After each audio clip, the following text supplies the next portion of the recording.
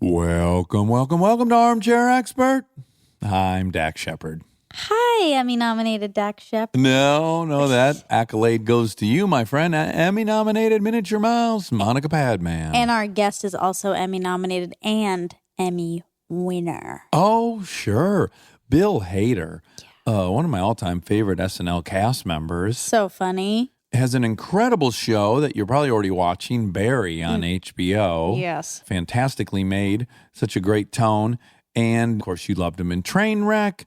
He and Fred Armisen have documentary now. And maybe Seth Meyers involved in that, too, right? I think he might produce it, yeah. Anyways, documentary now is hysterical. He will also be in It Chapter 2 coming this fall. He's very attractive. You felt very attracted to him during I that? already did, and then I still do. And it was confirmed in the room. Yeah, he's quite attractive. And he's got rhythm, as we get into. Oh, yeah. In this wonderful episode of Armchair Expert with Bill Hader.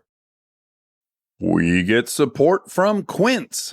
So we've been talking about Quince a lot lately, and as we head into fall, it's the perfect time to reset your wardrobe with their amazing pieces. I think it's so fun to do when the seasons turn over to just spruce up your wardrobe with a couple specials, and Quince is the place. Totally. We're talking organic cotton, Mongolian cashmere, tailored chinos from just $60. Premium fit and quality you'd expect from a luxury brand designer. I love Quince. You know, I like it understated and subtle, and I like stuff that has high quality. And Quince checks all those boxes. I love a lot of stuff from Quince. Honestly, they have incredible premium denim, which is very important for fall. It's pretty much all I wear in the fall is denim. And Quince has such a good selection of quality denim. Their stuff is so versatile, timeless, and built to last that you just grab every single day without thinking. Right. And all of that for 50 to 80% less than similar brands. They go direct to ethical factories, cut out the middlemen, so you get all that quality without overpaying for it. We love that. And they do way more than clothes. They have bedding, cookware, bath essentials, travel must-haves, same deal, and great quality. Upgrade your everyday. Download the Quince app for app-exclusive offers or go to quince.com/dax. Get free shipping on your order and 365-day returns. Now available in Canada and the UK too. That's QUINCE.com/dax. We are supported by Auto Trader. All right, if you've been putting off car shopping because it sounds like a whole thing, buying your car online on Auto Trader makes it way easier, really. You can shop tons of cars online, compare prices, check financing and trade-in options, all from wherever you are. And if you want to start online and go to the dealership for a test drive, you can do that too, really. What I like is the flexibility. Start online, finish at the dealer, or the other way around. Your info stays with you, so you're not starting the process from scratch. Plus, you're working with local dealer listings, so you've got real people helping behind the scenes. And when you're ready, you can pick up your car or have it delivered. Really. Buy your car online on Auto Trader. Really. He's an armchair expert. He's an armchair expert. He's an armchair expert. So, Bill, I'm so excited you're here. We've been wanting to have you since the very long beginnings. time. Oh, that's awesome. I put you in the Forte category. I think you're so talented. It's Oh, bonkers. thank you, man. And you're also so nice. I remember meeting you at Saturday Night Live years and years ago when I was visiting. And you were just one of those people that was super nice and found 5 seconds, even though you didn't have 5 seconds. Great. And Darcy. Oh, love Darcy you. Carter. Darcy. Love Darcy. Darcy's the best. There's a weird thing happening here, which is Monica started out nannying for Oh. Kristen and I. Oh, wow. And she now runs Kristen's entire life and writes everything Kristen does. And then she's also does this podcast. Oh, that's awesome. So for folks that don't know, Darcy Carden was your nanny for a Yeah. minute, right? She was our nanny, oh my gosh, for about 3 or 4 years, and she was great. And then I was still in New York, and then she moved to LA with Jason Carden, her husband, who's one of the greatest guys in the Not world. to mention one of the handsomest sons of bitches. super good looking guy. And Yeah. also, Incredibly. he now works for Seth Meyers, the Seth Meyers company, and he's doing amazing. But Jason used to help out on the SNL digital shorts. Oh, right. Yeah. So he was always on the set of the SNL digital shorts, and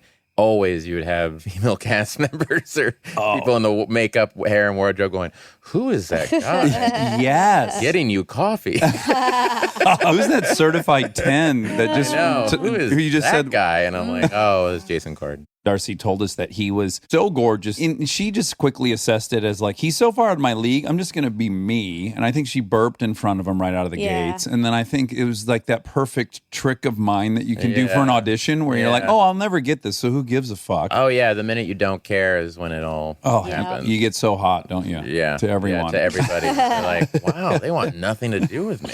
Yeah. I like it. I like this. And now I'm like on that other end of it. And I do that. You succumb to it? Yeah, it's like some writer will come in and go, I've never seen this show. I'm not really into your stuff on Saturday Night Live. I'm like, oh, yeah? Well, what's your quote? Well, I'll triple it. I don't know. I don't need to read your stuff. What's going on mentally? Is it just triggering this evolutionary thing where they must be higher status than me because they don't want anything to do with me, so now I want that? Or are you going, oh, this person's going to be honest and add a layer to the I think that's what it is with me, at least. It's always like, oh, they're being real with me. Oh, okay. I appreciate that. You need another person to go, no, they're assholes. They're just a jerk. And you go, oh, really? No, they were like, you're ugly. And it's like, yeah, but even if that's true, that's a shitty thing to say to somebody.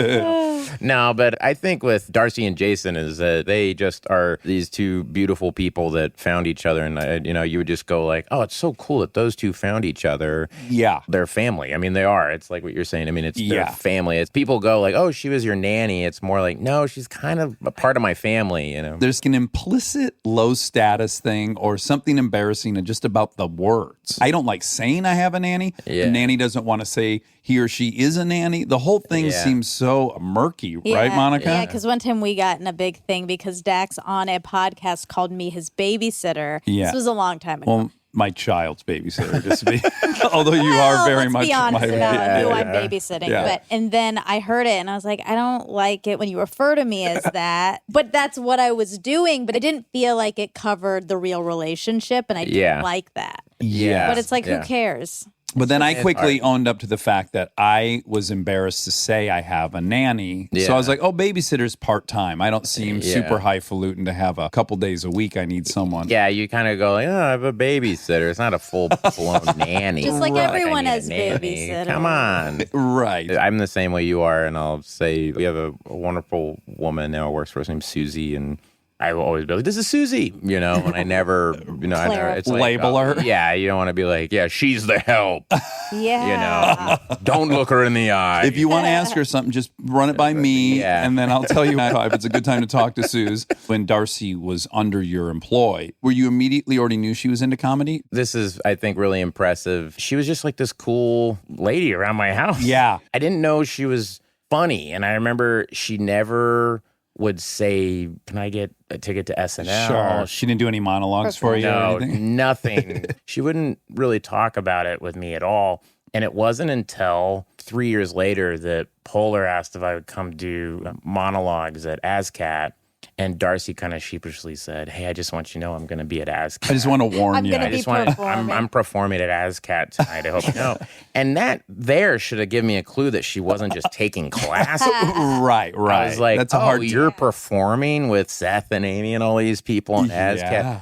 And that was the first time I saw, it was her and Zach Woods. It was the first time I'd ever seen either of them perform. And I did monologues. I sat down and watched them perform. And I was just knocked out by both of them. And then I just remember going home just being like, Darcy's a genius. Darcy, Our babysitter. she's a genius. And then when I finally had a chance with Barry, we had this acting class. I was like, oh, well, we got to put Darcy Carden in there someplace. Thinking, yeah, we're going to give her big break. Right. And then he was like, oh, cool. Well, I'm doing this other show, The Good Place. I'll try to work it around my good schedule. And I was like, By the way, did you happen to see, not to put you on the spot, but she had her own episode? Janet's. Yes. I've seen it 3 times. Isn't it incredible? She's insane in that episode. I had this moment where I do like James Corden, and you go in the back and there's all those pictures of all the guests. There's like a little photo booth there. And you go in, you go, oh, cool.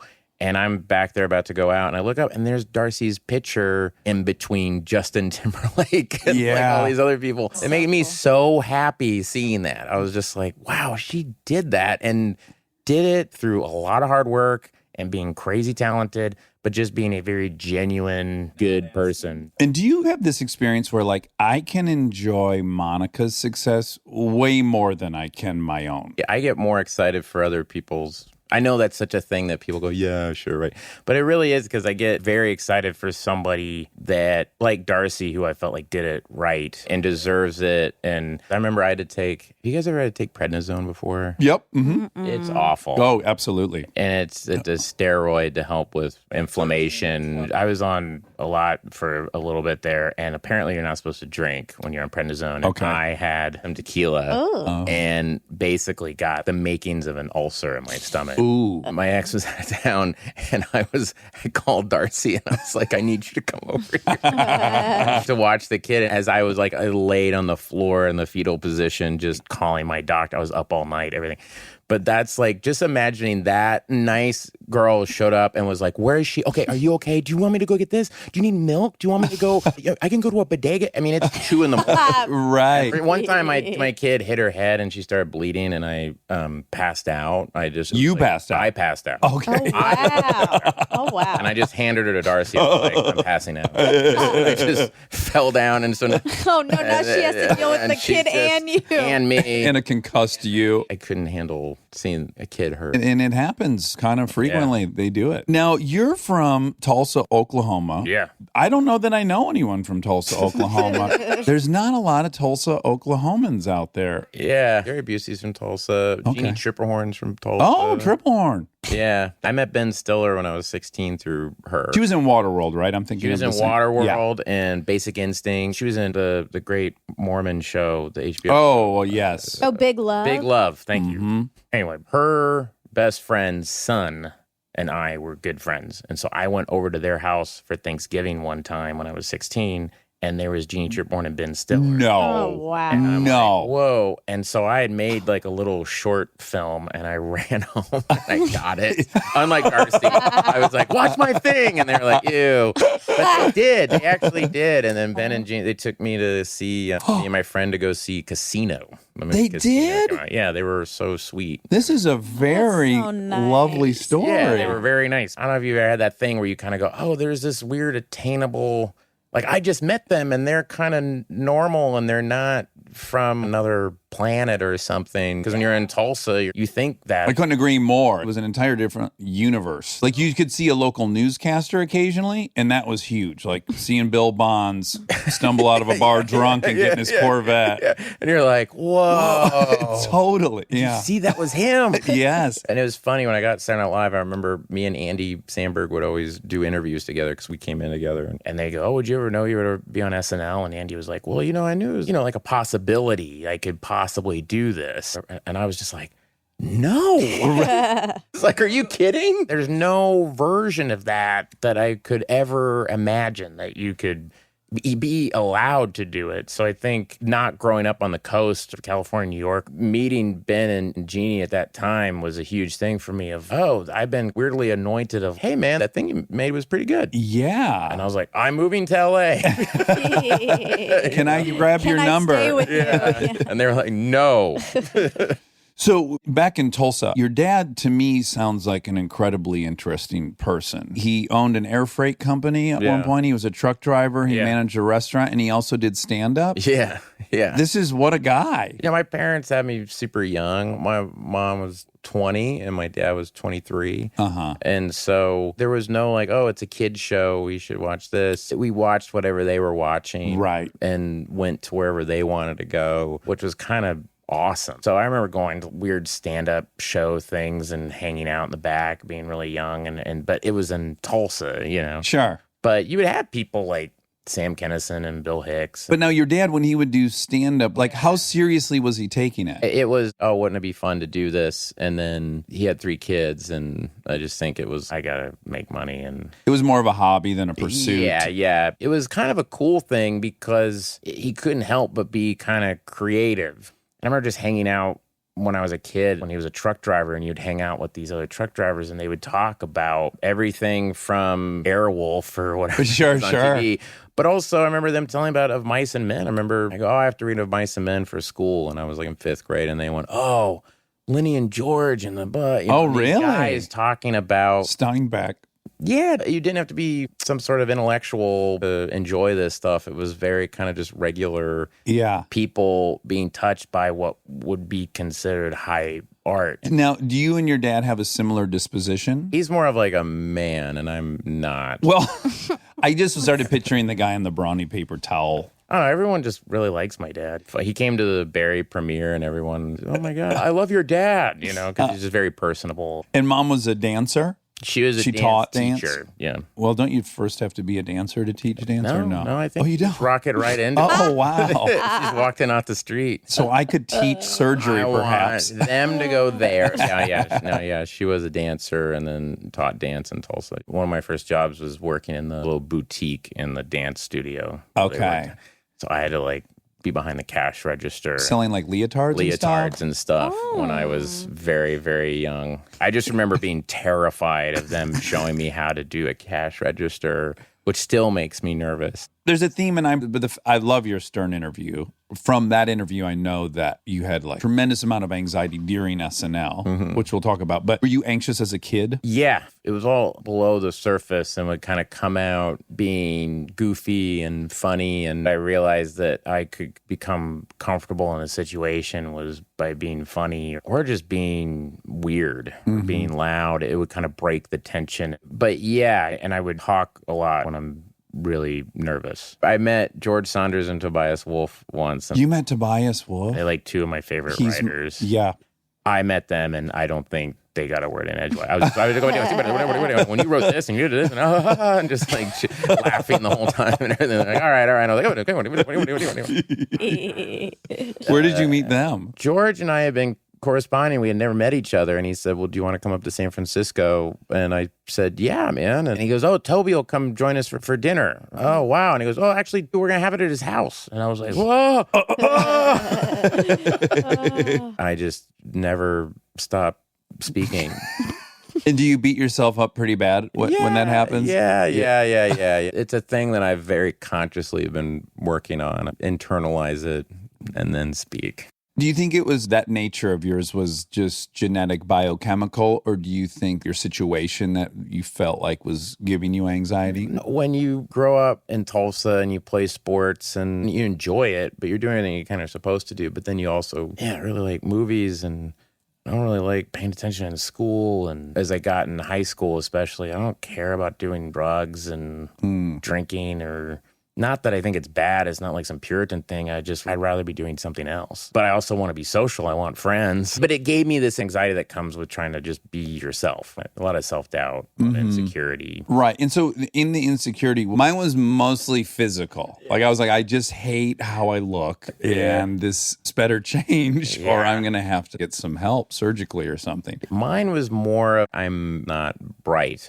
Everybody's doing good in school. I'm not. Do you think you had a learning disability? I think I had really bad anxiety and I would spin out for any test, any sort of homework. Everything was overwhelming. Right. Everything was too overwhelming. Next Friday, we have a chemistry test. I would just say, well, I'm just not going to do it. I'm just not going to study for it. I'm just going to blow this up. Right. I remember my SATs, I just put my name on it. Turned it in. Bye, everybody. And I walked out, and I just can't handle this. A lot of it, looking back, I now realize was anxiety. Right. I thought you were so great in Trainwreck. You were my favorite part in that your performance allowed for everything to be crazy around you. You were the anchor of that movie. More importantly for me, you can't really fake being good with women. I don't think you can fake it. I watch actors do it all the time, and I'm like, oh, they're being charming, but I can feel them in real life. They don't have confidence. And when I watched that movie, I went, oh, Bill's got rhythm. He knows how to talk to ladies, and he's confident with ladies. Were you in high school? Were you able to talk to women? Yeah, I the same girlfriend for 7 years. I met in high school all through her college. I didn't really go to college. And we're still good friends. So in Trainwreck, Amy and I became good friends. I would go watch her do stand-up, and we were just buddies. And I think that reads. I just remembered the exact moment for me I'm actually talking about. It's when you tell her, no, I like you. And I think you like me. Oh, Like yeah. you're stopping her from freaking out. And that was the actual delivery where I was like, you can either say that in real life or you can't. What I saw was, Bill, I think in real life can be vulnerable, but not needy. Well, that came from Amy's life. She had a guy do that to her. And I remember her saying, well, the guy, when he said it to me and she just did it. And I was like, oh, okay. And then just did what she did. Right. So maybe it's Amy that's got all this rhythm. I think Amy's got the rhythm. I'm just doing what she's doing. But no, really, just to be honest, I think because I grew up with two sisters. I grew up next door to my grandparents. I was like around my mom and my grandmother and two sisters like all the time. I was just surrounded by women. I felt very comfortable. And also hearing them talk about men, my sisters and their friends. And it was like, oh, yeah, just be friends. Like, just hang out and be friends together and not play any games. Yeah. Did you find that for me, I think this is universal. I don't think I'm terminally unique in this, but I found so much comfort in a relationship early on just because so much of the world made me nervous. I had aspirations that I didn't think I'd ever achieve. It felt extra good to me to have a safe little bubble that you can have in a relationship. Yeah. I did enjoy being in a relationship as opposed to casual, more of like we're together, like the guy in that scene. Yeah. But yeah, so I've always been with somebody. Yeah. You did shitty in school and then you went for a minute to a community college. Art Institute of Phoenix, and then I went to Scottsdale Community College, and people go, oh, so you're from Arizona? Yeah, I go, right. no. Then they go, why'd you go to Arizona? I go, I don't know. I really don't know. But interesting tidbit, David Spade also went to Scottsdale Community College. Ah. I just saw him a while back, and I was like, I also went to Scottsdale Community College. He was like, what? But is he from there? Yeah, he's from there. It Yeah, makes yeah. sense. Yeah, Now, you moved in 99 to LA and you quickly became a PA. Did you think initially you were going to try to pursue acting, or did you think you were going to try to direct or write, or did you even know? I wanted to direct and write. Acting was never really a part of it. And I thought, I'll get on sets, I'll meet people, I'll learn how all this works, and I'll be writing. And then what I found out was, it's like 18-hour days. Right. And then the money I had left over was just enough to pay for bills and food and stuff. So it was like, well, I have to go get another job right now. I can't. Right. You did it for a while, though, right? Yeah, I did it from 1999 to about 2001. A PA is a production assistant, and it's really the person who gets shit on the very most. If you had to isolate a single department on a movie set, the PAs are doing what no one else wants to do. No. I was curious, seeing that you had done it for so long, I have to imagine that's impacted your behavior as an actor. Oh, 100%. It's mostly just a respect issue. You had certain people who maybe came in to it and they don't understand the amount of work that goes into making this stuff. And Sure. Everybody here is busting their ass and they've been here longer than you and all these other things. And so it's just kind of, telling an actor like, hey, man, your scene got moved to the end of the day. And that actor yells at me and then gets in their car and drives off. And I'm like, and then I have to go to my boss and go, he just drove off. So he's like, gone. What? And it's like, yeah, he left. Did he say he's going to come back? And I'm like, I don't know. He called me a fuckhead and then he got in his car and he left.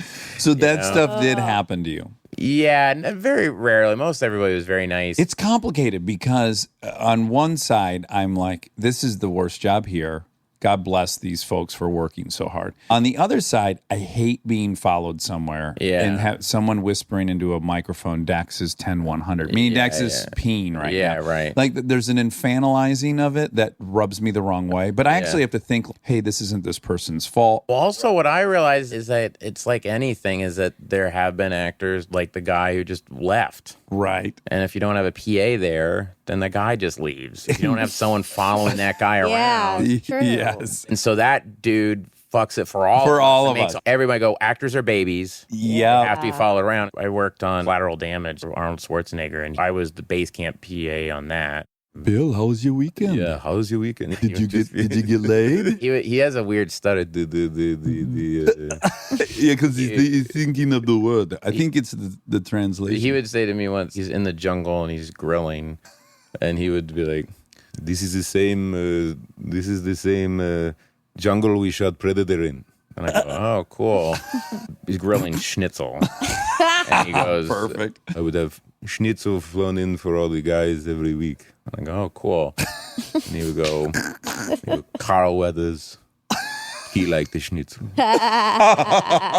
Jesse Ventura, he liked the schnitzel. Bill Duke, he liked the schnitzel.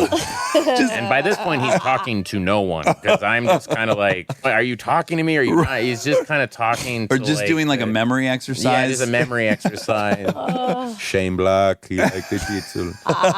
And he's like, Director John McTiernan wouldn't have it. He hated the schnitzel. Because he was on the diet. And I was like, oh, I'm sorry.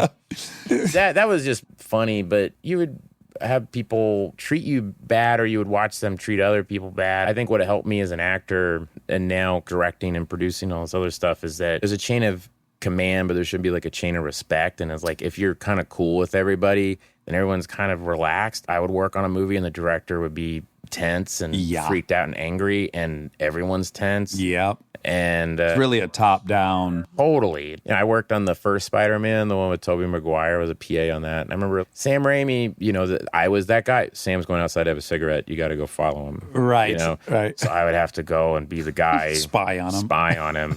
And I remember him just sitting there smoking a cigarette and not looking at me, and then just offering me one. And just going like, we don't have to talk, but do you want one? Since you got to be out here, we both got to be out here. Yeah. Now, you smoked at one point. I smoked from when I was 15 until I was 29.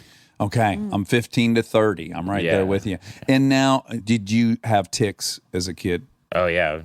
Constantly drumming, clicking. Like the carpet here has lines. I would do things where I would skip across the lines, or if like I'm driving and you see sign coming, it was like, how many times can I go like this before it passes? Like it's like weird little ticks. And I think cigarettes was helpful for that. And then what I was having a problem with was that I would smoke at Saturday Night Live, and there's a couple of people who smoked there. Daryl Hammond was one. I would go into his dressing room, we'd have a cigarette before a show, and then I get migraines, and so my migraines were getting really bad. You had to be helped out on stage at one point. Yeah, Sudeikis had to hold on to my arm because you couldn't see, right? I couldn't see. Yeah, Sudeikis held on to my arm. I was playing a guy that had a lawn dart through my hand, I remember, and we were backstage. It was Appalachian Emergency Room, my first season. Oh, I remember that one. And Neil Young and Johnny Knoxville were backstage with us, and I just remember going like, I can't see anything, and Sudeikis is like, don't worry, man, just I'll walk you to your mark, and then I'll walk you off, And I was like, okay, I might throw up out there and all this. And, there's having someone like Neil Young being like, there's stuff you can take for that, man, and I can't see him, but I can hear him. Oh, jeez. And I'm like, oh, wow, this is how I fucking meet Neil Young? Are you serious? I can't see anything. I'm going to like vomit on him. And so I went out and did it. And then I just went up to my office and put an ice pack and laid there, and I couldn't talk, everything. Oh, God. Finally, I got out of there, and I was like, how did it go? And they went, great. Andy and their short film went awesome. And it was the night Lazy Sunday played. Oh, you're kidding. Wow. So I missed that entire episode. Jack Black, it was the night Forte did the spelling bee sketch, which is one of the best sketches ever. That whole night, I was in like a freaking migraine stupor. Wow. What's the physiology of a migraine? Do you know what's happening? It's like an electrical charge that goes across your brain. I tend to look at my hand. I'll kind of spread all my fingers out. If I look at my middle finger, I'll just go, I can only see 2 fingers. Oh, boy. And I go, shit, one's coming. It's coming. I have so many weird ailments. I have that. I have a nut allergy. I have all these things. So I usually have a little bag of just shit next to me. When did the migraine start? What age? I was in 3rd grade. I remember I was basketball practice in 3rd grade. And I thought I was dying. I was like, I can't see anything. I can't see anything. And I started freaking out and crying. And I'm like, I don't know what's going on. And then my mom was like, I'm so sorry you have migraines because I have them. And it's genetic. yeah, it was a genetic thing. So because of that, I remember going to a doctor going, well, I don't want that to happen again, because it happened again a couple of days later. I got stroke symptoms and had to be rushed to the ER. I can't speak. And Oh, my all gosh. this. And I went to the ER, and then he goes, "You exercise?" I was like, "No." He goes, "Do you smoke cigarettes?" I go, "Yes." Yeah. And he goes, "Well, yeah." Caffeine, couple thousand coffees a day. Yeah. Uh-huh. And so I've been able to switch everything around except for the caffeine. That was the tougher one. Still kind of a slave to that. Me too. I was delighted to see you wanted a cup of coffee when you got here because good. I generally have to shut it down at like 2 if I have any shot of going to bed. Oh, yeah. And so when I see someone be brazen and reckless like you, it's for me, it's like watching like Travis Pastrana do backflips. Like, holy shit, Bill's drinking. It's 4. He's gonna fucking do it. Yeah, man. That's how we know we're just at an age now where it's like, man, I had coffee at 4. And it's like, living on the edge. Oh, totally. So you were a PA for a while. The Scorpion King was your last. Yeah. And you quit being a PA after that. I went crazy on that one. Hours were crazy. We were there shooting this movie, with The Rock, and it was all night. Ooh. And I remember driving home, and I started falling asleep, and I pulled over to the side of the road, and I passed out, and cars were just, and I gotta go to a hotel. I pulled into this hotel. I go in, and I go, I need a room, and I'm making no sense. And the woman's crying. Oh, boy. And I go, what happened? And she goes, this woman just murdered her children. And she was watching the Andrea Yates thing on TV. Jeez. And I started crying. I was like, wait, what? Like the world was ending. I was like, what's going on? I go, what is happening? Yeah. And she goes, I don't know. And I go, can I get a room? She's like, yes. I go, great. I just went in my room and I just like got under the covers. I was like, everybody just fuck off. This is terrible. What is happening in the world right now? And I remember waking up, turning the TV back on, and it was the movie The January Man with Kevin Kline. Yes. And I took a shower and I watched some of The January Man, and then I just went, I don't want to be a PA anymore.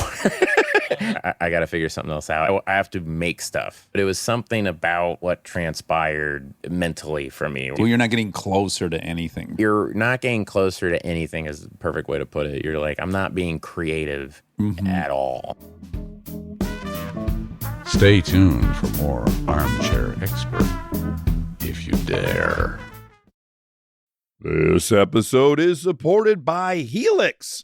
All right, let's talk about something we both really care deeply about: sleep. It's the most important thing. I've had my Helix mattress for years now, and I genuinely think it's one of the best investments you can make for your home. Mine still feels just like it did when I first got it. Well, that's the thing. It's not one of those mattresses that caves in after 6 months. These things are built to last. And I'm a side sleeper. I ordered a side sleeper and I get hot, so I have cooling. And I can't tell you how much more comfortable it is to be in there, not sweating and tossing and turning. Cooling is really important. I've read that you're supposed to sleep a little bit cold.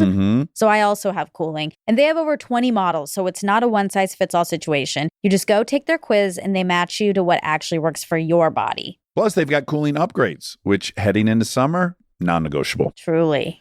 Go to helixsleep.com/armchair for 20% off. That's helixsleep.com/armchair for 20% off. Make sure you enter our show name after checkout so they know we sent you. helixsleep.com/armchair. Thank you to our presenting sponsor, HP, for supporting this episode.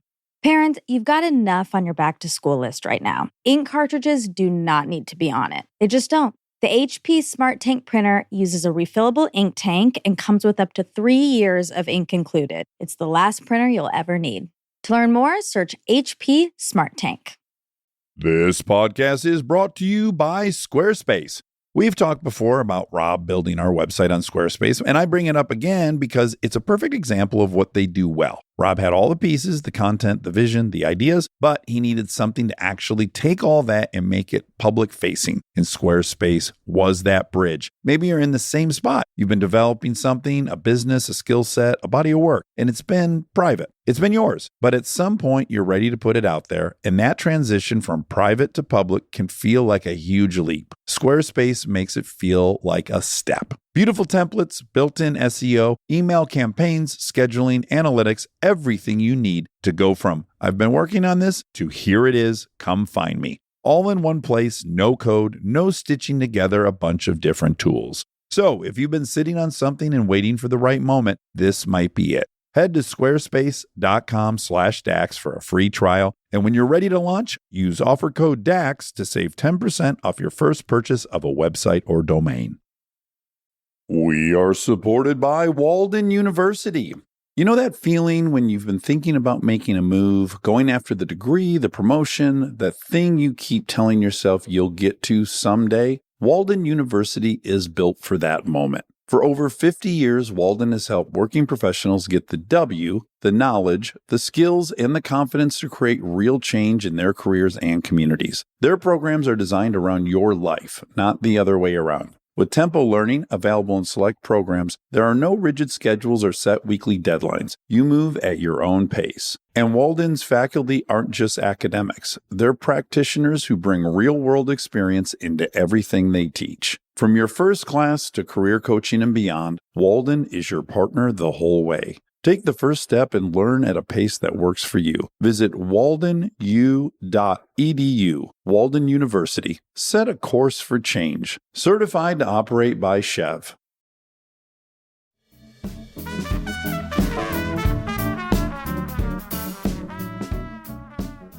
And then you saw a show at the Improv, At the Second City, LA, yeah. and then you started taking classes there. And did you go to I guess UCB wasn't out here yet? No. Did you go to Groundlings? I tried to get into Groundlings, couldn't get into Groundlings. I did some preliminary audition. I didn't get in, and so I was like, well, I'll go over to Second City. By the way, That's what a how great, embarrassing for the ground. what a great, I love stories like that. I know. And then I went over to Second City, and there was no audition. I just got in. And the guy in the group was Matt Offerman, whose brother's Nick Offerman. And this is a crazy part of your story that I didn't know. Did you know this part of his story? So you formed a 4-man comedy troupe. We didn't even get the theater. We were in backyards. We couldn't. Oh, get really? theaters. We would just in Van Nuys. Matt had a house in Van Nuys, and we would just do shows in the backyard. So who was in the group? Well, Nick Offerman's brother. And then a guy named Mel Cowan, who now does less. Oh, at UCB, yeah. And then a guy named Eric Filipkowski. And a guy named J.J. Abrams. And a guy named Steven Spielberg. And then we figured it out. But Eric Filipkowski, I should mention, I was working as a post PA on a show called The Surreal Life, and he was a transcriber on that show. And he goes, oh, you should come to my level 5 show. And I go, what's that? Oh, whoa. Comedy. It was like, oh, I could perform comedy. Yeah. Before that, I was trying to be an auteur filmmaker. That's where the goal was. And I went, oh, maybe I'll try this. Yeah. But what's crazy is I'm assuming because Nick's brother was in the group, Megan saw you guys perform. She came to Second City, LA. So she saw me actually in our level 5 show. And it was, how improv shows go. She happened to come on a night where I was hot. Yeah. If she would have come to the show afterwards, I sucked. She just happened to come to the right show. Dude, improv is very so that way. You can be a 10 one night and a fucking 1 the next night. A 0. It's kind of great. It kind of makes you feel Alive, for sure. Yeah, it does. And then she saw me in that, and then she told Lauren Michaels about me, and so then Lauren wanted to see the show. So she saw him, and then she had to put some effort into getting Lauren's ear to say, you need to see this guy I saw. Yeah, that was crazy. But I was an assistant editor on Iron Chef America, and I remember at the time, and she called me to say, hey, I talked to Lauren Michaels. 1, that she was calling me, and then 2, it was like, I talked to Lauren Michaels, and she goes, well, so who do I talk to? I go, me? There's no one. I don't have anybody. My mom? My mom, I guess. I got no manager. So then I went out and I just talked to Lauren and I met him and he was, well, do you know why you're here? And I said, Omega Mullally. And he was like, I was on a boat once and there was a guy who was funny the way that Bill Murray's funny. And I thought to myself, I know Bill Murray. And I went, end of story. I went, right. And then he said, when are you leaving? And I go, I guess today. And he goes, no, you should stay tomorrow and watch the show. And so if you watch, Topher Grace is hosting, if you watch, Jason Sudeikis, who was a writer at the time, stands up in the audience during the monologue to ask a question. And you see me standing in the back, me wide-eyed, I can't believe I'm at SNL. Wow. This is so insane. And I just was like, this is never going to happen. And it's kind of what we were talking about earlier. I was just like, I'm from Oklahoma. There's no way this is going to happen. So I was totally calm. Also, at that point, you must have some awareness of how the general feeder for SNL is. You're on main stage at Second City, Chicago, 100%, or UCB, or 100%. Groundlings. This is not how it works. I went, oh, Sudeikis, he got hired before me. And then I went, oh, that makes sense. Second City, main stage. And then I knew they liked Kristen Wiig. That makes sense. She's at Groundlings, a Sunday company. And I just went, well, no fucking way. I'm enjoying the trip. Right. But it wasn't come out in audition. It was come out and meet Lauren. Meet Lauren. And then I came back. We heard, oh, he wants to see the show that Megan saw. And I go, whoa, that was an improv show. Unreplicatable. That's unreplicatable. I remember saying, can't we send him like a video? I'm sure someone took a video. And it's like, no, asshole. So that group then, me and Mel and Eric and Matt did a show at Second City Theater for him. And then we blew the roof off the place again. And then afterwards I go, oh man, and feeling really good. And he goes, were those all your friends in the audience? I go, yeah, is that a problem? It's like, well, you know they won't be there. Well, you got to come to New York where they don't know you. Yeah. So they flew us out to New York. The whole team. The whole show again. Wow. And we did the show at UCB Theater on 26th Street, and in the front row was Amy and Tina. Oh, and fuck. Oh my, this is a nightmare. And Amy came backstage. She was so sweet and nice and just like, good luck out there, guys. And, break a leg and everything. And, greatest. And I was like, oh, okay. And I was talking about smoking. I mean, I was a pack of cigarettes before. I was just smoking like crazy. I went out there. My first joke, nothing. Oh, boy. And there's just the audience is a bunch of New York improvisers going, who the fuck are these guys? I'm going to add another layer. Probably a lot of them students going, why the fuck are they on that stage? There's a process to be on that stage. Exactly. Fuck these guys. Yeah, fuck these guys. How's Lauren and see these assholes? Yeah. Who the fuck do they think they... And I totally get that. And so I was going, oh, Jesus. I did my second thing and Polar laughed. Uh-huh. And I'm putting money on it. She did not find it funny. Well, I would I'll tell you right now, she did not find it funny. She was helping me out. Yeah. And she laughed to make that whole room go. God, she's so sweet. Just calm down, everybody. Like, let's these guys a chance. Like, just chill out. And she's the queen, so she gives permission. Especially to, at UCB. Yeah. I mean, she really is. And so she laughed, and it was kind of like the queen, like, oh. Later found out that Bobby Moynihan was at that show, and I go, I felt like everyone hated us. Bobby's like, we did. We're like, who the fuck are these guys?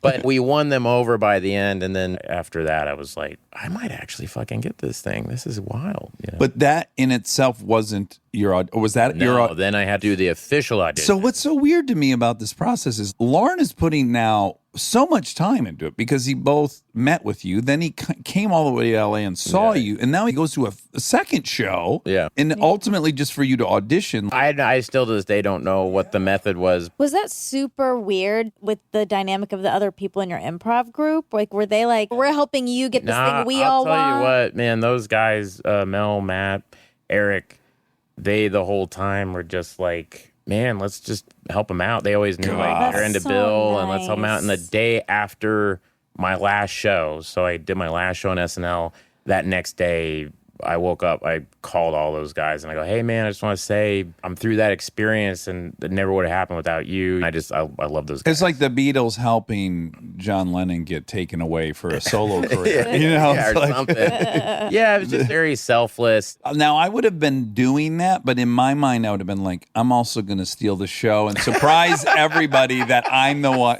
Like, on paper, I'm helping Bill, but I most certainly... That's the more common, I would say. So now you get onto the show. You've certainly earned it, yet I could see where if I'm you, I feel like, oh, shit, I sidestepped a few things. You must have entered with a bit of self-doubt. The whole time I was there, The whole time? Yeah, it wasn't until I remember my fourth season, Lauren said, hey, you can work here as long as you want, like as a way to be like, will you please just relax? I didn't breathe for the first 3 years pretty much. And then it's like when John Mulaney came in as a writer and Simon Rich and these people, and I started like kind of feeling a little bit more comfortable. And then you get to this place I was lucky enough later, like my 6th or 7th season, where the audience starts to kind of recognize you. Whereas before it was always Andy or Kristen or Amy or these other people. I was always supporting these people, and I was very happy to be in that place because I was learning from watching people like Amy. And another guy that doesn't get a lot of credit is Kenan Thompson. I was watching him because I was like, how is he so relaxed? How is he so calm?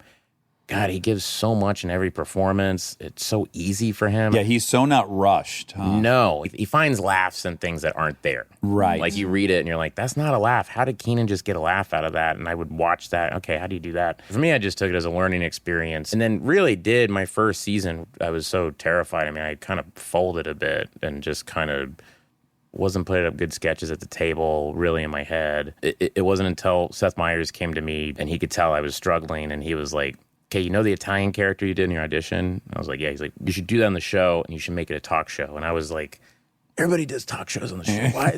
Because it fucking works. It's presentational. Yeah. It'll be great. But you got to trust me on this, man. So why don't you come in here? Let's write it. You know? Oh, how nice of him. And so he helped me out tremendously. And we wrote the first Vinny Vedecci sketch and we did it with Julia Louis-Dreyfus. And I remember after we did it at the table, you're kind of like, oh, no one notices that I'm batting zero. You know Yeah, what I mean? right. I've like had a hot stretch when I started and then I'm nothing. And after we did that sketch, the whole room applauded. And I was like, oh, they've been noticing. Dude, he needed that, man. I just remember Seth wrote me a little note at the table and passed it over like, good job. For whatever reason, I don't know that I could articulate it, but you're someone that I think people root for. Oh, yeah. You can tell you're kind and I want you to do good. All that to say, so all that anxiety, the nerves, you had a panic attack during a sketch. Yeah, I was playing Julian Assange, and I had a full-on blown panic attack. Yeah, it was when Jeff Bridges was hosting. Oh, I love him. Side note. He's the best. And he talked to me about it. I talked Oh, he about my did? anxiety attack, yeah. And what did he say? He was awesome. He just said, you know, that's your buddy. You know, don't fight that. Oh. Like, put your arm around it. That's your buddy, man. Put your arm around it, man. It's just fucking hang out, man. It's great. It was the coolest thing of all time. And I Yeah. was like, yeah, no, you're right. He goes, the more you push it, the more it'll eat you up. Oh, it's almost just worth let getting it a panic attack to be talked down by Jeff Bridges. Wait, what happened? What happened with the panic attack where you couldn't breathe? I feel like you're having a heart attack. And what I do, and I did it a lot on the show, is I want to put my hand over my face. I just start to put my hand over my mouth. My fist balls up. And Jenna, our stage manager, ran up and she was next to the camera and she was motioning me to put my hand down. She's like, put your hand down. You're putting your hand over your face.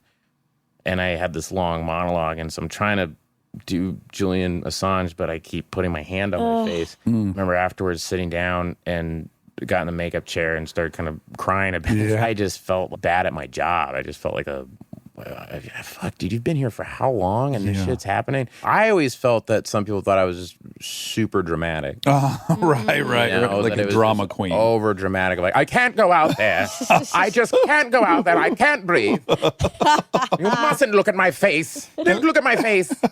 It's embarrassing, right? It's Super embarrassing, Yeah. very insecure. Telling writers, like, maybe just cut that line. I just wanted very few lines because I didn't want to be out there for very long. I wanted to get in and out. And then I would always get cast as the person running the thing. I was always like, and we're back for the 2010 debates. And now we have, you know, it was that thing. And I just was like, I can't do it. I'm sure it drove the writers nuts. I remember those guys going, Bill, can't you go out there by yourself and do this thing? And I was, no, I can't. Got to a place where I'm like, I have to have someone else out there. right. I mean, I did Elliot Spitzer once, and I got the flu afterwards. It was just me out there. Kristen was there, but she had no lines, but it was Elliot Spitzer giving an address. After it was finished, I started getting a fever. I just had worked myself up into such a thing.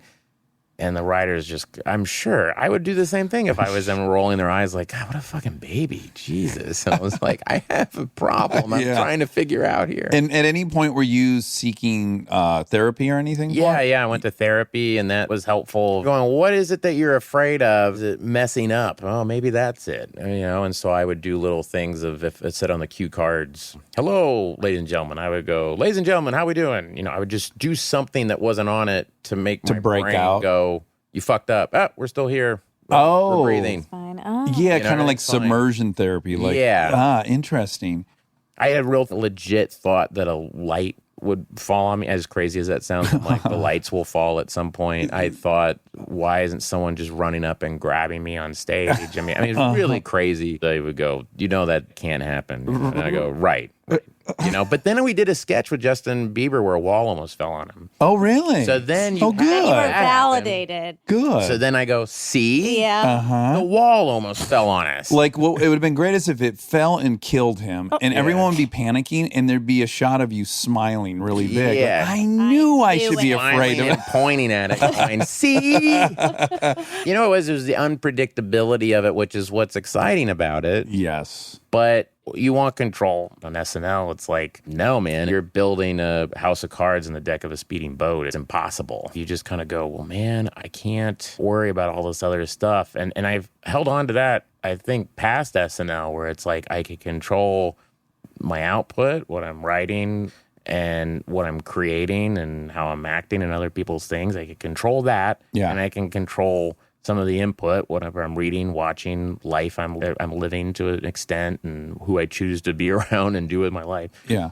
So despite all that on SNL, you were the first person nominated for an Emmy on that show since Eddie Murphy. Yeah, I mean, some of that might be Emmy rules stuff too, because I think they changed. The Don't category. downplay this I'm just trying compliment. to help. I'm trying to. No, just own it. You were there for 8 years. Was there any period of the 8 years that were joyful? Oh, it was always joyful being with those people and being with When the everyone show there. wasn't When the on. show wasn't on, Right. I was having the best time of my life. Right. Were you ever able to enjoy a live show? Yeah, sometimes it was fun, but most times no. Wow. Do you get sad about that? Yeah.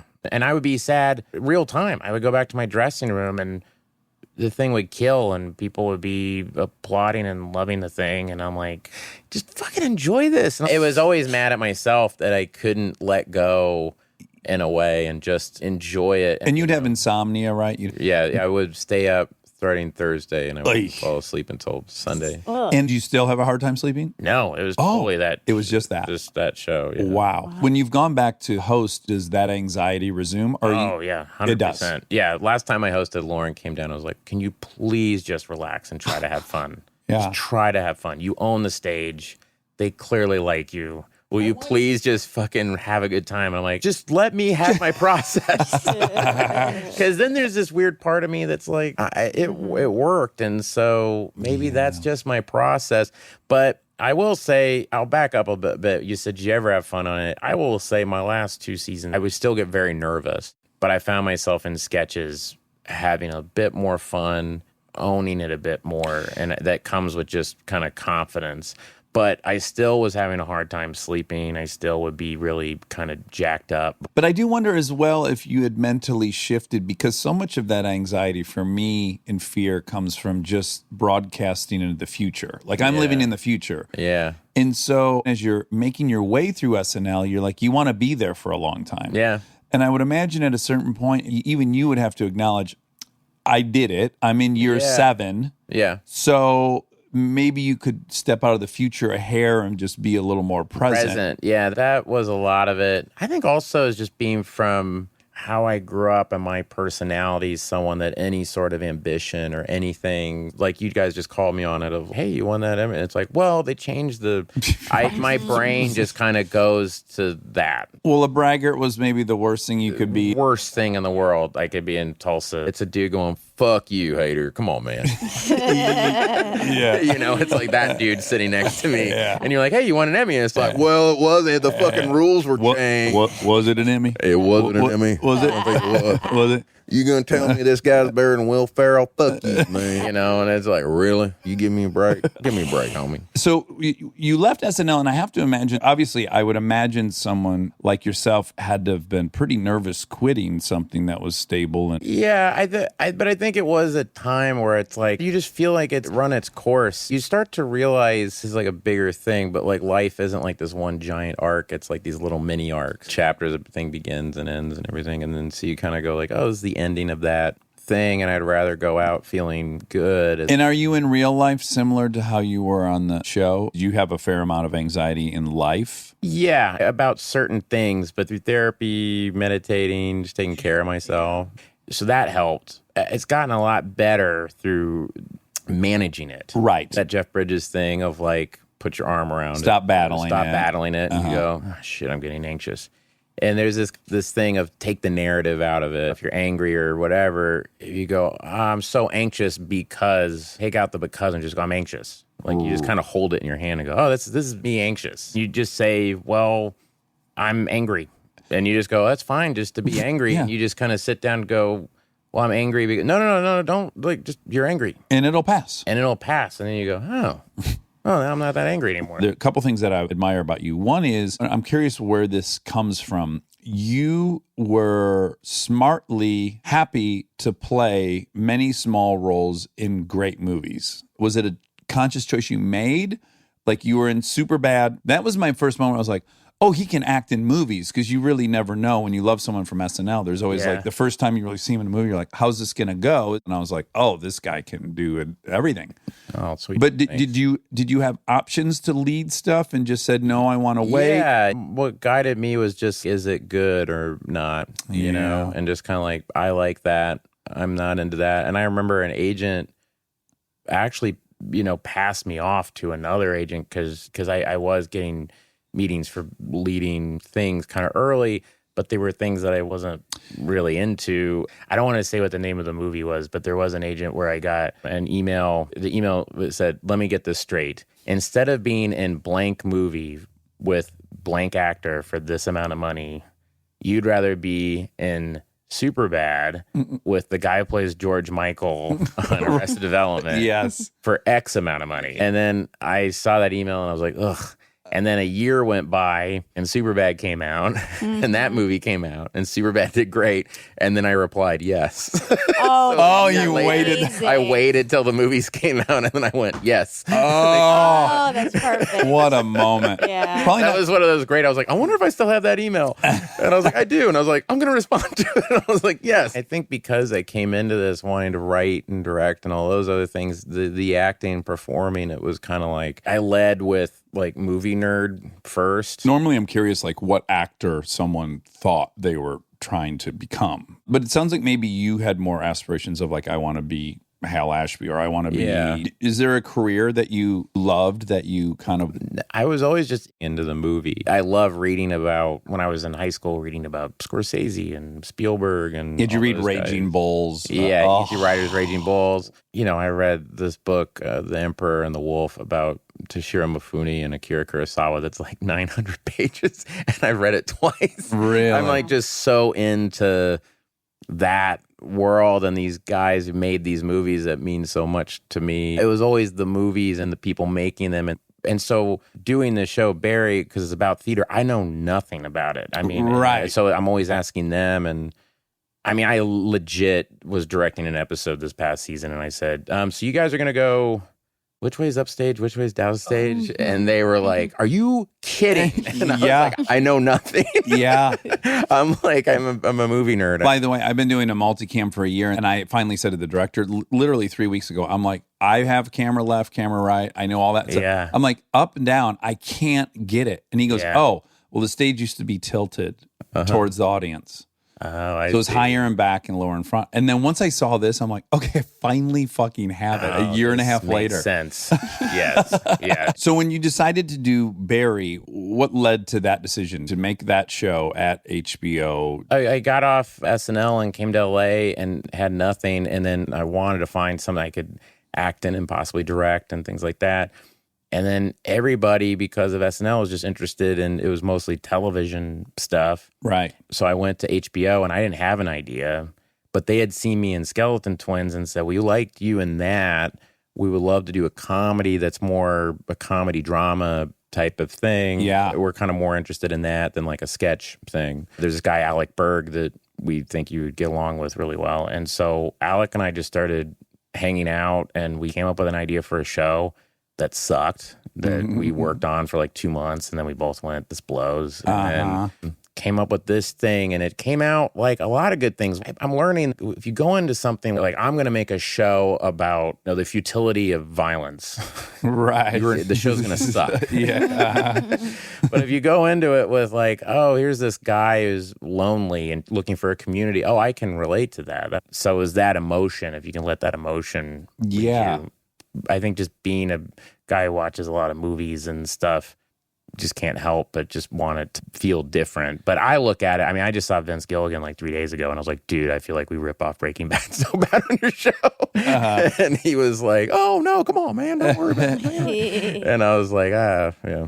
Well, you know what I love about the show is I love anything where you can have violence that is violent, where it's violent and then it's hysterical at the same time. That's my favorite kind of mashup. Yeah. I think I'm borrowing this from Todd Phillips, but I saw an interview with him one time when they kind of asked him what his definition of comedy was. And for him, it's danger. Like that's what is funny to him is danger. And I relate to that a lot. And I love that your show, when it does do violence, it doesn't ham it up and it's not super cutty. It's very stale. That's a weird word to use. It's clumsy. Like, you've seen a fight. It's weird. I would watch fights in life, and they never were as exciting as they were in the movies. Right. But they were somehow more dangerous and terrifying because of the banality of them. Yes. I remember guys getting in a fight once at a party, and then the guy left, and I could see through the window.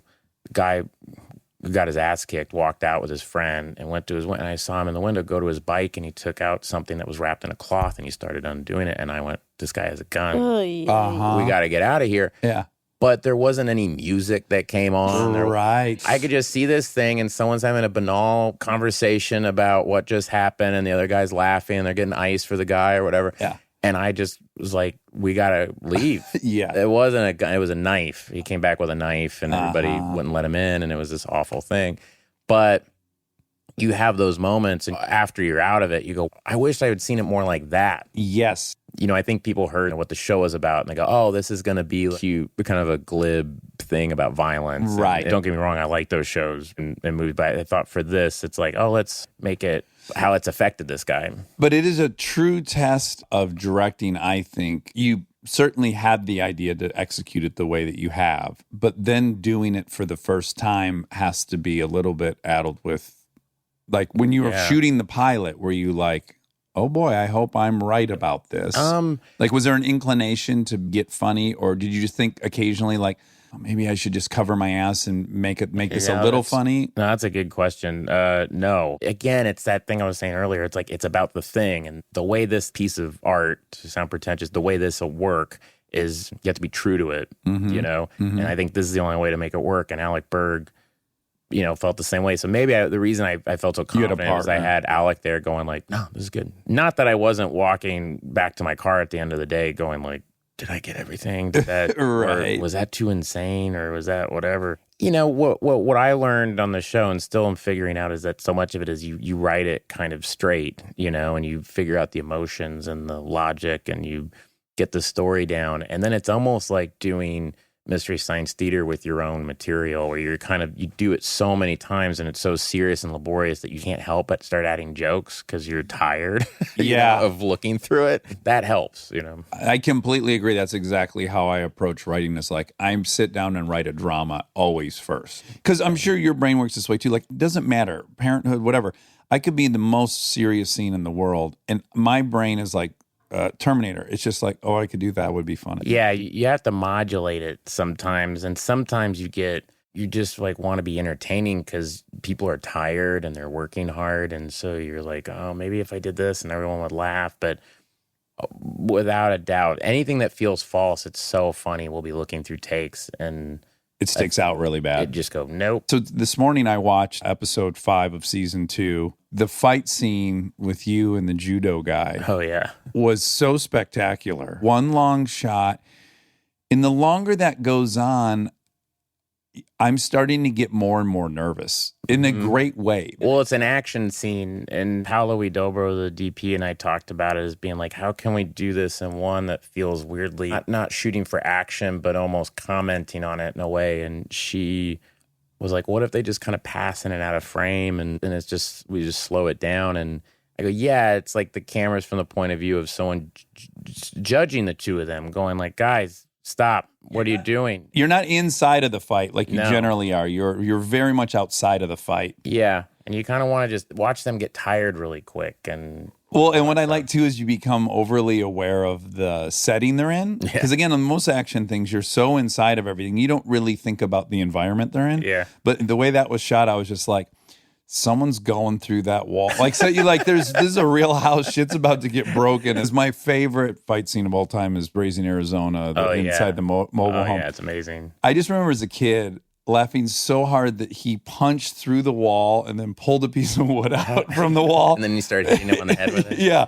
Just like the destruction of property to me will always be so funny. You know, Gavin, my first AD, who helped a lot with that episode, and Paula, I think we all just were kind of feeling the same thing, which is, yeah, it's more judging. We don't like the results of this, even though it is funny. Yeah. He's trying to get out of this, so let's shoot this in a way where it should be embarrassing and weird. Initially, that part was written for like a short, bald, fat guy, and it would be revealed that this little pudgy guy could actually do a bunch. But that guy doesn't exist, and, Right. and Daniel, As it turns out. and Daniel came in, and it was like this super good-looking guy. At first, I was like, is that John Hamm? Everybody thinks that's John Hamm, Yeah. and it's, oh God, he came into our casting, and oh my gosh, our casting director was like, please hire him. And nicest guy in the world. And then he does an amazing thing in that where he kicks the stunt guy, and he kicks him, and then he breathes for a second, and then he does a second kick that's like, I mean, those kicks, we were right there. I mean, those things are real, and he could stop on a dime. There's takes where he would do it, and then it wasn't right for camera, and he would just hold his leg up in the air. Oh, is it this way? And then he would kind of, or do you want me like this? Like this? Is that okay? We'll go back to one, because it was all one shot. Yeah. And it was just, and then he had to kick me in a grocery store, and I duck, and I was so terrified. The director with me was going, let's do this in one so you see the kick and the guy duck. But the actor was like, no, I don't think we should do that. We should cut, right? Yeah. And then so when we did the thing, he goes, don't you worry, I'll stop. There was one I wasn't down quick enough, and he stopped on a dime right next to my head. Oh, came back down and was like, do you want to go again? And I was like, yeah. And he goes, you're going to be fine, man. He just was assuring me the entire time, like, You're I'm the not one- going to kick you. I'm not going to kick you, I swear. You're the one getting coached on how to duck. Yeah, I can't duck right. Yeah, this guy's doing a roundhouse. This guy's doing a roundhouse, and I can't duck correctly. Exactly. I can't even duck right. Oh, it was terrible. Well, Bill, thank man. you so much for giving me Thank your time. you, man. This was a blast. I'm so glad that you picked the route you did and that you're doing your show in the exact way you'd want to. You won an Emmy for Best Comedic Lead last year. You also got nominated for 3 for producing, directing, and writing. So that's so great. Thanks. And I hope that you're enjoying this. Thanks, man. Or at least Yeah. working towards enjoying it. Yeah, no, I am enjoying it. Everybody's like, you enjoy this? I'm like, I honestly do. I'm calming down. Okay, good. Thanks, bud. Well, come back and talk to us yeah, again. definitely. This is a blast. All right. Thanks. See you, Bill. Stay tuned for more Armchair Expert, if you dare. We are supported by HP. If you're a parent or you know one, like I do, or you can help take care of kids, you already know what August feels like. It's not summer anymore, it's the pregame. The supplies list, the forms, the we need this printed by tomorrow texts that come in at 9 p.m. And I say this as someone who's been on the receiving end of those texts in a former life. You're ready to help, and then the printer says no, out of ink, blinking at you, useless. It's such a small thing, but it will absolutely derail your night. So when I heard about the HP Smart Tank printer from HP, America's most trusted printer brand, I thought this is the kind of thing that actually makes life easier, not in a big flashy way, in a one less crisis way. Instead of those little cartridges that run out the second you need them, the HP Smart Tank uses refillable ink tanks, and it comes with up to 3 years of ink included. 3 years. That's 3 back-to-school seasons without the cartridge panic. HP can't fill out the forms for you, but they can make sure the printer is never the reason you're up past midnight. Search HP Smart Tank. We get support from Apple Gift Card. Back to school is here, and for many, that means some big life transitions. Whether they are heading into a new grade or setting up a dorm for the first time, you want to give them something that actually supports their growth and success. Apple Gift Card is a versatile solution because it takes the guesswork out of gifting. It's not just about a new pair of AirPods for focus. It's about giving them the invaluable chance to choose the digital tools and subscriptions that suit their unique journey. They can use it for productivity apps on the App Store, movie nights on Apple TV, or extra iCloud storage for all those new memories. With Apple Gift Card, it's so empowering to give the students their freedom to allocate their own resources. Celebrate their new academic chapter. Visit applegiftcard.apple.com SoFi.com to celebrate their milestones and gift one today. This episode is brought to you by ServiceNow. Look, I have my dream job. I get to talk to folks I admire like crazy and ask them virtually any question that I want to. I can't imagine a better way to spend my time. But even dream jobs have some not so dreamy parts, the stuff that gets in the way of the actual work. Now, that's where ServiceNow's AI specialists come in. They don't just tell you what you should do about your busy work. They actually do it, start to finish. Cases closed, requests handled, no extra work for you. So you and your team can focus on what matters most, which for me is, are they obsessed with male bodies on the same level as I am? They never are. To learn how to put AI to work for people, visit servicenow.com.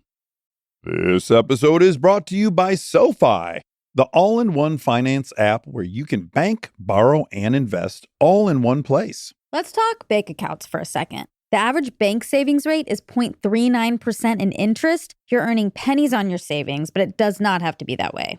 With SoFi high yield checking and savings, the money barely making moves sitting in your savings account can earn over 8 times the national average savings rate with eligible direct deposit. No account or overdraft fees, which feels rare these days. You can get your paycheck up to 2 days early, perfect for getting ahead of a bill or grabbing what you need right when you need it. Plus, get up to a $300 welcome bonus when you sign up with eligible direct deposit. Sign up for SoFi checking and savings at SoFi.com/armchair. SoFi checking and savings is offered through SoFi Bank N.A., member FDIC. Terms apply. And now my favorite part of the show, the fact check with my soulmate, Monica Padman. Welcome to the fact check, Monica. Welcome. Day 4 of our vacay. I mean, we're working a little bit on vacay. You worked a lot of bit on vacay today. But it's a beautiful backdrop for work. Beautiful Lake Michigan. Listen, all these guys that are like, I'm not going to look at you while I tell you this, but, you know, some dudes are coming back from like the Caribbean. I'm like, sure, you want to have a good time? Go to the Caribbean. You want to have a great time? Go to one of the Great Lakes. That's where you can have a great time. The reason you had to look away is because you were doing a weird voice.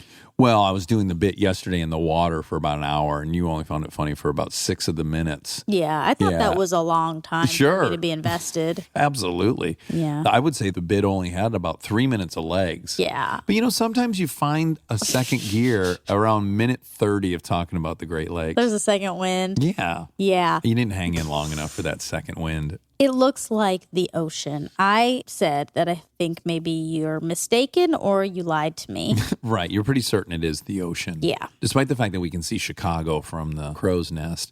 Well, also last night we watched a series of thunderstorms roll in off the lake. It was lightning and thunder over Chicago. Yeah. And then about 4 miles from us, it was going crazy. Yeah, it was really cool. It's nice on this, by the way, I almost said East Coast. That's not where we are. Well, we're in the Midwest. but Midwest. Far east from LA. Yeah. Quite a dramatic display of Light. static electricity. Yeah. Oh, We saw a few bolts. a lot of bolts. Yeah. It's very nostalgic for me and you. Yeah. I was hoping it would turn into a supercell and we'd see a big old funnel cloud drop down and suck up some of that seawater. Sure. You wanted a tornado? I wanted a tornado. I love them. You shouldn't say you love tornadoes. They kill people. I love tornadoes. I'm one of these people that fantasize about being a storm chaser. I love being in that weather system. Yeah. I filmed one. Bree and I were on a motorcycle trip, and we had to pull under a viaduct under the highway in South Dakota, and one ripped right overhead.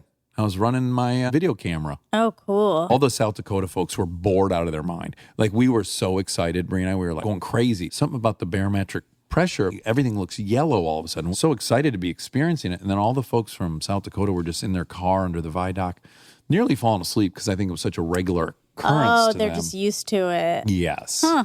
Yeah. How crazy. William Hader. Yeah. Yeah. Bill Hader. What a cool dude. A cool dude in a loose mood. Well, that's not how you describe Bill. I wouldn't describe him in a loose mood. No. No. Part of his charm is that he's not really in a loose mood. No, he talks about that, obviously. Everyone's heard it by now, but his Yeah. anxiety. God bless him for pushing through all that because it sounds overwhelming. I know. And it was especially bad on SNL, and he did that for so many years. Yeah, almost a decade. And you would never know. I mean, I didn't know. I had no idea until I heard him talk about it on H. Stern. It's funny because, he breaks a lot, like he laughs a lot. Uh-huh. That's connected to the anxiety. Mm.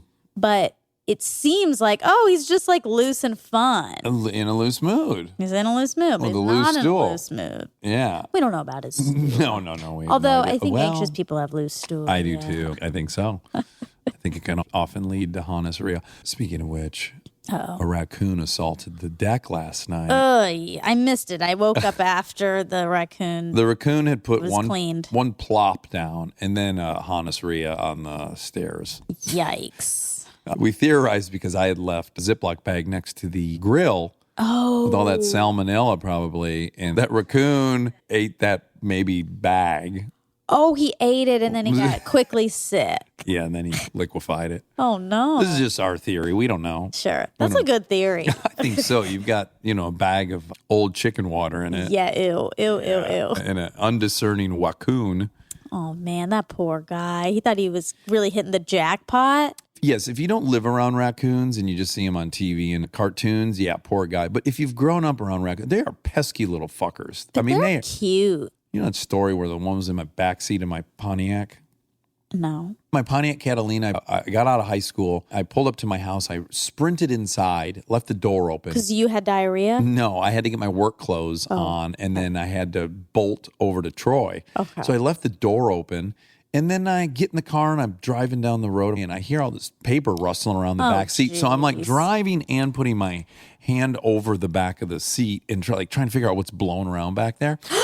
Pull up to a gas station to grab a pack of smokes before I go to work. And right as I put it in park, I turn my head left to open the door to get out, and the fucking raccoon is on the headrest. And it's a sizable raccoon. And I froze in panic. I mean, it was so close to my face. Oh, my God. And then it just looked at me, and then it jumped down out the window into the gas station parking lot and just piddled away. And filled up somebody's gas? He probably got a pack of smokes himself. They're rascals. I think they smoke. That is very scary. That's a big pop out. Probably the biggest real life pop out I've ever had. I can't believe you didn't scream. I know you were panicked, but I would have screamed so loud out of just sheer jumpiness. I don't think you would. I think I went to where you go to when you're dying. No, you'll see prey. They stay dead still because your eyes react to motion. I was just frozen coming out this Thanksgiving. Yeah, I didn't want to move or make a noise because I thought it was going to lash out at my face with its claws and teeth. Oh, my God. Yeah. We're lucky. You could have been totally disfigured. Yeah, so look, I understand if you're a card-carrying member of PETA, you don't like this take, but I don't mind if I gave a raccoon diarrhea, just for my history with them. Sure. And they've ruined so many camping trips. They eat all your donuts. Well, they'll eat any damn thing. Yeah, well, clearly. They'll eat a bag Salmonella of juice. salmonella water. Yeah. A couple things. So that story reminds me of season 1 finale of Veronica Mars. One of my favorite shows. What happened? There was a raccoon? No, she was driving and basically the bad guy pops up he's sitting in the back seat. And I think about that so often when I'm driving at night. That I'll look in the rearview mirror and a murderer will be there. Right. And that wasn't the first time you'd ever seen that on a TV show or a movie, was it? Sure was. It was? Because that's a very well-worn trope. I actually don't know if it was, but it was the most effective. Yeah. It's the one you think of while you're driving in the evening. I think about it all the time. Oh, wow. Yeah, it's very scary.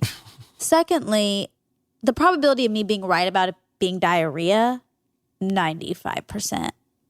With the raccoon? You getting out of your car and running in, Oh. most likely you're doing that if you have diarrhea. Yeah. I didn't drink the level of coffee in my youth that I do now. I think that's got a lot to do with my Loose stool. Sure. Yeah. My chronic and persistent. I'm sure it is. Coffee is a big. Nicotine. Oh, nicotine is a diuretic too? You invite both those ingredients to a dance in your stomach, Oh, yeah. and you're going to have a problem in your pants. Living your best life means being extra where it counts and skipping the extra where you don't need it. Like in your cleaning products. That's where Seventh Generation comes in. Their bio-based cleaning power delivers a powerful clean with nothing extra in the bottle. Need a dish soap that cuts through the tough grease? A detergent that tackles the worst stains and odors? 7th Generation handles it all without any dyes or artificial fragrances. Real clean doesn't have to come with a long list of add-ons. Upgrade to a powerful clean without anything extra. Look for 7th Generation dish soap and laundry detergent wherever you shop for your cleaning products. Okay, anyway, so Bill, you tell the story, our old story, about you saying I was a babysitter and me not liking it. You think that you said you wanted your babysitter to try ecstasy, but I think shrooms. Yeah, I think it was shrooms because that's what we were talking about the day before. And you were talking about creativity and opening up your mind and stuff like that. Pretty compelling data that says you have permanent increase in creativity. Yeah, that. Yeah. Though I know many people who've done shrooms who, I'm sorry, they just don't seem creative to me. But are they more creative than they would have been? I just don't know. Maybe they went from a 0 to a 0.1. Oh my God, that reminds me of George Zimmerman's fitness. If you guys remember during the George Zimmerman, Trayvon Martin trial, they put George Zimmerman's personal trainer on the witness stand and they asked to evaluate his level of physical fitness out of 10. He thought about it very sincerely for 30 seconds and then he said, I would say he was a 0.5. Yeah. A fucking... Yikes. A 0.5. Under oath, he said that. Yeah, I think someone paralyzed from the neck down is a 0. Yeah. And here he's a 0.5. Yeah. If I had a trainer and he evaluated me to be at 0.5 physical fitness out of 10, I would be humiliated. Was he doing that to help him? He was doing it to say there's no way he could have defended himself? Yeah. That he had to shoot him? Right. No. Well, that's not how it read to me. It didn't seem like this trainer liked him. He's not a likable guy. No, on top of the obvious stuff, he also just doesn't have an award-winning personality. He's adult. He's been arrested like 20 times since. Yeah. I'm exaggerating intentionally. Oh, you are? I don't know the exact number of times he's been arrested, but he has been around. I don't want to get sued by dopey George Zimmerman. Oh. Well, I can call him a fucking dope. You can. He is a dope. Yeah. Okay. You said you didn't know anyone from Tulsa and that there's not a lot of Tulsa, Oklahomans. That's a hard thing to say. Tussins. But there are 401,000, almost 402,000 people in Tulsa, Oklahoma? Yeah. In 2017. Well, I'm sure it's only going up. I don't think there's been a mass exodus, no. No. How many people are in Los Angeles? Well, it gets tricky because you've got the 3-county area that generally is what's included. Like New York City has 9 million people. Oh, wow. And we have 12 million, but in the 3-county area. Got it. But our actual city population, I think, is more like 6. It's less than New York City's. Okay, but still much more than Tulsa. Drastically more, yeah. Okay, so Tulsa still doesn't have very many people. I guess you were right. Sub-million, you know. Yeah, sub-mil. Well, we were just in Cleveland, and they had around 380,000 or something. It was pointed out. Yeah. Okay, small. Yeah. Smaller than Tulsa. Smaller than Tulsa. Wow. Detroit has just under 1 million. How many has Atlanta got? I don't know. I would guess in Atlanta, I'm going to go with a guess of 1.8 million people. And Wobby Wobble. If I can get internet. Oh, right. Yeah. I will guess 2.3. Okay. Listen, if you want good internet, go to the Bahamas. If you want great internet, don't come here. 486,000 in 2017. In Atlanta? No, that's not right. Maybe that's talking about... Maybe it has a tiny, tiny little downtown area. How about metropolitan area? If you add that to the search. Yeah. Yeah, probably geographically is a very tiny area. Metro, 5.9 million. Oh, wow. I knew it. Holy shnikes. Okay, 5.9. All right. That's a nice piece of population. I knew right it because there's so much traffic. It couldn't be small. Yeah, it can be a beating to drive through that city. Yeah, it's really not fun. Okay, so he gets migraines. Ugh. Yeah. It's my nightmare. So older theories about migraines suggested that symptoms were possibly due to fluctuations in blood flow to the brain. Now, many headache researchers realize that changes in blood flow and blood vessels don't initiate the pain, but may contribute to it. Current thinking regarding migraine pain has moved more toward the source of the problem as improved technology and research have paved the way for a better understanding. Today, it is widely understood that chemical compounds and hormones such as serotonin and estrogen often play a role in pain sensitivity for migraine sufferers. Ooh. One aspect of migraine pain theory explains that migraine pain happens due to waves of activity by groups of excitable brain cells. These trigger chemicals such as serotonin to narrow blood vessels. Serotonin is a chemical necessary for communication between nerve cells. It can cause narrowing of blood vessels throughout the body. When serotonin or estrogen levels change, the result for some is a migraine. Serotonin levels may affect both sexes, while fluctuating estrogen levels affect women only. Okay. Interesting. Some triggers. Okay, just trigger warning to the audience. Yeah. Okay. Yeah. Here comes some actual triggers. Yep. Stress. That makes sense. Biological and environmental conditions such as hormonal shifts or exposure to light or smells. Fatigue and change in one's sleep pattern. Glaring or flickering lights. Okay. Weather changes. Certain food and drink. That's a lot of stuff to avoid. It's really everything. They just described planet Earth. Yeah, it's everything. They clearly don't have it figured out. They haven't narrowed it down at all. No. God, it'd be so frustrating to suffer from migraines and that be your answer. Well, it could be changing weather or, I mean, come on. Anytime Thanks. stress, which is always an answer to every single ailment, it's like, okay, well, there's nothing we can do about that. The only way to live pain-free is to live your entire life in a sensory deprivation chamber tank with an IV of athletic greens to keep you alive. Oh, wow. That's it. That's the only way you could not feel pain. Well, no, because I think I would be stressed out if I was in that for a long time because I'd feel like, what is happening out there? Okay, so I'm then missing out. in your IV pick, we'll also be putting some kind of benzo, Ativan, Xanax, some kind of anti-anxiety. Okay. And then we'll have you stress-free. All right. And then pain-free. Every time you say migraine pain, I want it to just be my pain. Yeah. Right. Well, it's a nice rhyme. Yeah. Migraine pain. Migraine pain. Not alliteration or onomatopoeia. No, just regular rhyme. Just regular words. No, they rhyme. They rhyme. That's true. Yeah, Pain they and rhyme. grain. No pain, no grain. That's what it would be. Yeah. How you doing today? Well, no pain, no grain. Uh-huh. Or you can flip that. How you doing today? No grain, no pain. That's better. That should be one of the commercials for the migraine medicine. Okay. No grain and no pain. I wonder if people would get it. Nope. Yeah, they would. No. But it's a nice Easter egg for the people who do. They would think it was an advertisement for a paleo diet, like no grain, no pain. Yeah. They would just think it was grain, They would think it was the obvious thing. I like what it is, grain. not a shortened version of migraine. You said unreplicatable. Great and word. It's not a word. That's Sure. what I was checking. Unreplicable. Ooh, unreplicable. You know of that. Course, You know that word, of course. And me even saying it incorrectly is unreplicable. I don't even think I can do it. You can't do it? No, I couldn't do it if I do it.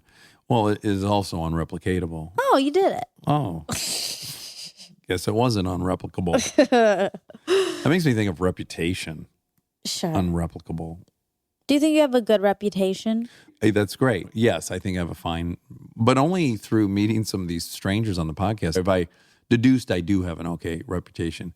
Because remember Adam Pally was on. There's a couple different comedians that are younger, and I'm like, oh, you must have thought I was a hack and it was terrible. And a couple of them said, no, I knew people you worked with and they liked you. And I was like, oh, that's nice to hear. Yeah. Yeah.